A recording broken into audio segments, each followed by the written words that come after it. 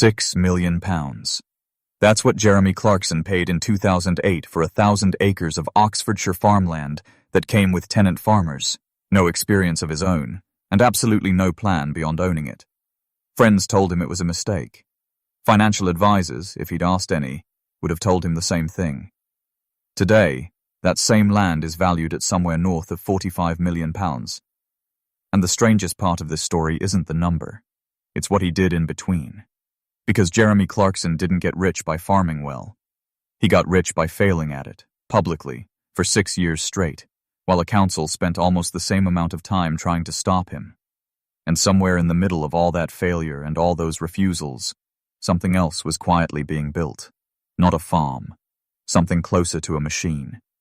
By the end of this video, you'll understand exactly how a £6 million mistake turned into the foundation for a beer brand worth £75 million, a farm shop that outgrew its own car park within a year, and a pub that loses money on purpose, all of it starting from the same 1,000 acres nobody believed in. Let's start with the year, because the year matters more than most people realize. 2008. The financial crisis was tearing through pension funds and high street banks alike. Everyone with serious money was trying to work out where to hide it. Clarkson, a television presenter with no agricultural background, did something the so-called clever money wasn't doing. He bought English soil. It's an old trick, older than Clarkson himself, one that landed families in this country have quietly relied on for generations. Land doesn't crash to zero.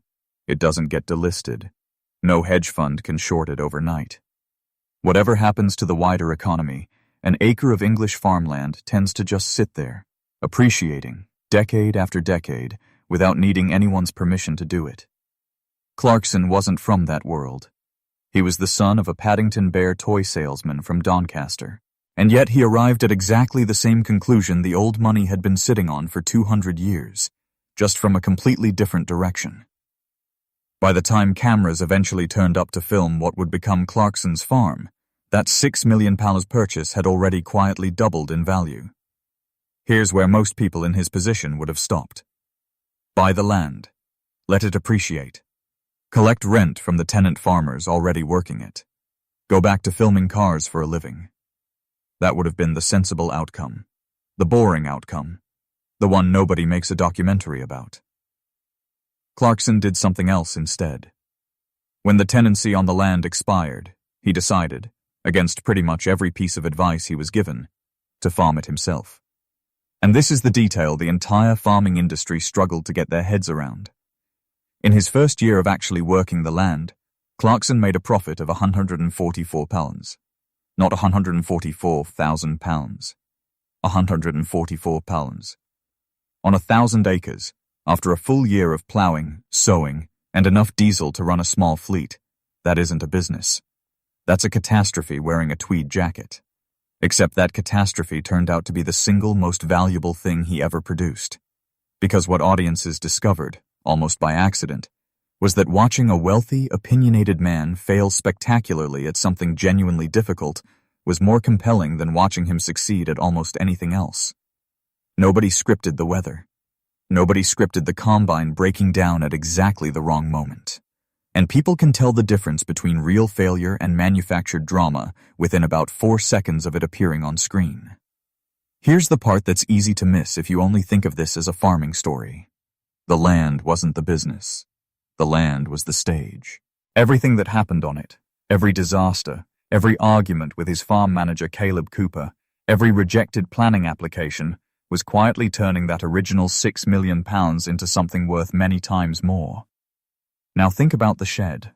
Before the beer, before the pub, before any of it, there was a shed with some surplus vegetables and a hand-painted sign.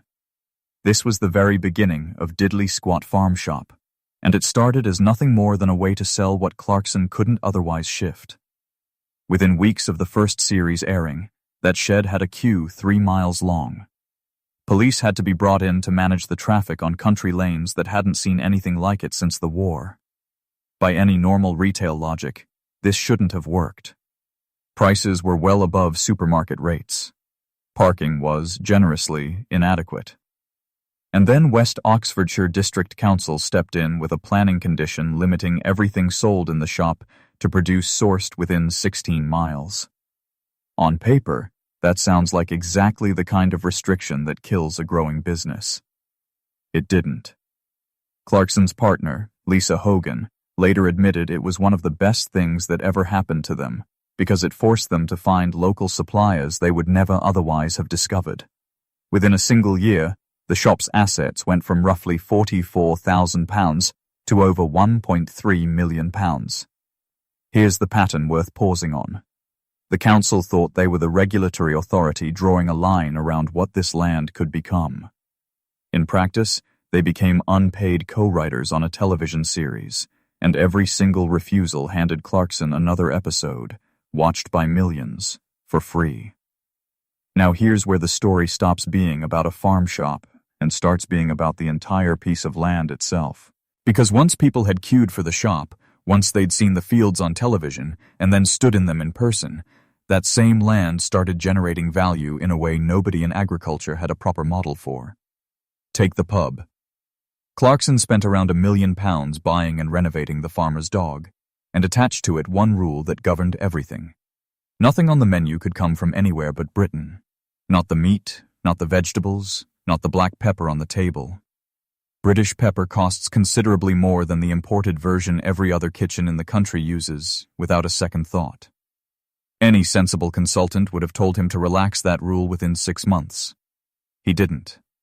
He let cameras show viewers exactly what that commitment cost him in real pounds and pence. The pub now employs 146 people in a part of Oxfordshire where rural jobs aren't something you can take for granted, and it barely turns a profit, on purpose. That's not a failing business. That's a piece of theater that happens to also serve a very good Sunday roast, and it only exists because of the same 1,000 acres Clarkson bought back in 2008 for a fraction of what any part of this empire is worth today. Then there's the beer.